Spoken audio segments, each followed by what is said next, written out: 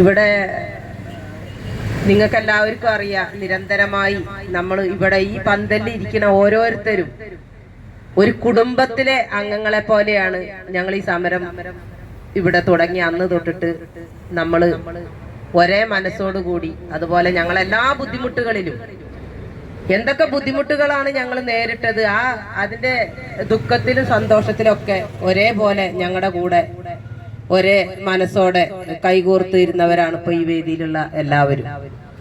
അപ്പോ ഈ സമരം ഇത് ഇങ്ങനെ തീർക്കാനല്ലായിരുന്നില്ല എന്റെ ഉദ്ദേശം ഉണ്ടായിരുന്നത്. അത് ഇപ്പോ ഈ ഒരു രീതിക്ക് വളരെയധികം വിഷമമുണ്ട്. കാരണം എന്താന്ന് പറഞ്ഞിട്ടുണ്ടെങ്കിൽ, ഒരു സമരം അവസാനിക്കുമ്പോൾ നമ്മളെല്ലാവരും അതിന്റെ വിജയം കണ്ടുകൊണ്ടാണ് ആ സമരമാണെങ്കിലും എന്താണെങ്കിലും ചെയ്യുക.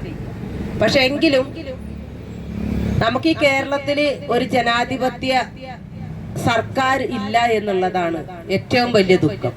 കാരണം ജനാധിപത്യ സർക്കാർ ആണെങ്കിലാണ് നമ്മൾ അവരെ മുന്നിൽ സമരം ചെയ്താലും, അതുപോലെ തന്നെ നമ്മൾ എന്തിന് തയ്യാറായാലും അവര് ആ ജനാധിപത്യ രീതിയിലാണെങ്കിൽ മാത്രമാണ് ജനങ്ങളോട് ആ സമീപനം ഉണ്ടാവുള്ളൂ.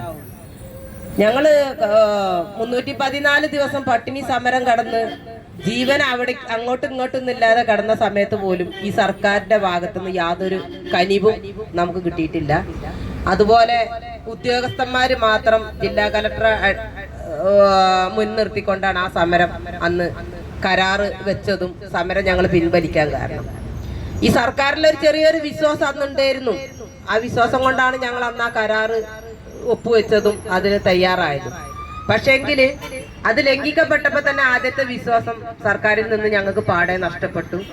ഇപ്പൊ ഇവിടെ വന്ന് ഈ 7 മാസം പിന്നിടുമ്പോഴും ഇങ്ങനെ ഒരു സർക്കാർ നമ്മളെ ഈ ജനാധിപത്യ കേരളത്തിന് ആപത്താണ്, അപകടമാണ്.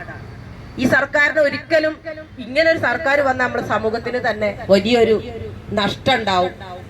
വലിയ ആപത്തിലേക്കാണ് ഈ ഭരണകൂടം ഇതേ രീതിയിൽ തുടരുകയാണെങ്കിൽ വലിയ നമ്മളൊന്നും പ്രതീക്ഷിക്കാത്ത രീതിക്കുള്ള ആപത്തിലേക്ക് ചെന്ന് ചാടും.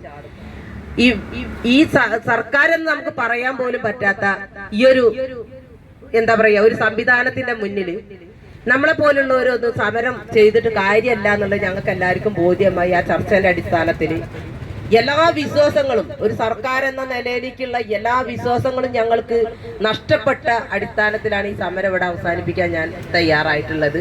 അത് വെറുതെ അവസാനിപ്പിച്ചു പോകുകയല്ല, കൃത്യമായിട്ട് ഒരു എന്താ പറയാ അജണ്ടയോടുകൂടി അത് ഞാൻ സുപ്രീം കോടതിയെ സമീപിച്ചു, കേസ് ഫയൽ ചെയ്തു. ഇനി ആ നിയമ പോരാട്ടത്തിൽ കൂടെ ഞാൻ സമരം, അതുപോലെ തന്നെ സമരം നിർത്തി എന്ന് ആരും വിചാരിക്കേണ്ട, സമരം തുടരും.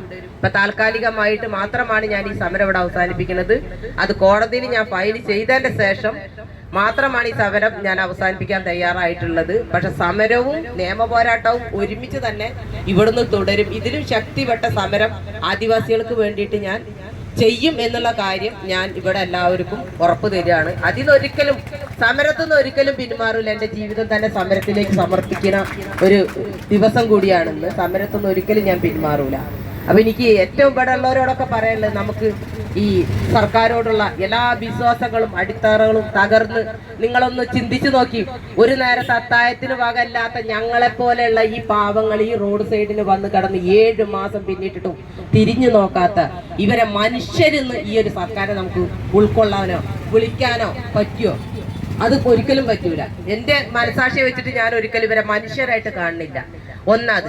എന്നിട്ട് ഇത്രയും ബുദ്ധിമുട്ടി അനുഭവിച്ച് ഞങ്ങൾ പലരുടെ സഹായത്താലെ ഞങ്ങൾ ഹൈക്കോടതിയിൽ ഒരു കേസ് ഈ സർക്കാരിന്റെ മുന്നിൽ സമരം ചെയ്ത് ഒരു ആദിവാസി കുടുംബങ്ങള് ആ കോടതിയിലേക്ക് പോകുമ്പോ ഈ സർക്കാർ എവിടെ കിടക്കണം, മൺതരിക്ക് പോലുള്ള ഒരു വില കൽപ്പിക്കാത്ത ഒരു സർക്കാരിനെ നമ്മുടെ സമൂഹത്തിനെ നമ്മൾ കണ്ടുകൊണ്ടിരിക്കുകയാണ്. അതേ എനിക്കിതിനകത്ത് പറയാനുള്ളൂ. അപ്പൊ ഇവിടെ പങ്കെടുത്തവര് ഞങ്ങളെ സഹായിച്ചവരോടൊക്കെ നന്ദി പറയുന്നതിന് അർത്ഥമല്ല. എല്ലാവരും വന്ന് സഹായിച്ച് നമ്മൾ ഒരേപോലെ തന്നെ നമുക്ക് എല്ലാവർക്കും ഈ സമരം ഇവിടെ ഇന്ന് ഞാൻ ഇവിടെ അവസാനിപ്പിക്കുകയാണ്. അവസാനിപ്പിക്കുക എന്ന് പറയാൻ പറ്റൂല, ഇത് തുടർന്നുകൊണ്ടേ ഇരിക്കും. തൽക്കാലത്തേക്ക് മാത്രമാണ് ഈ ഒരു സമാപനം. എല്ലാവർക്കും എൻ്റെ ഹൃദയം നിറഞ്ഞ നന്ദി ഞാൻ രേഖപ്പെടുത്തുകയാണ്.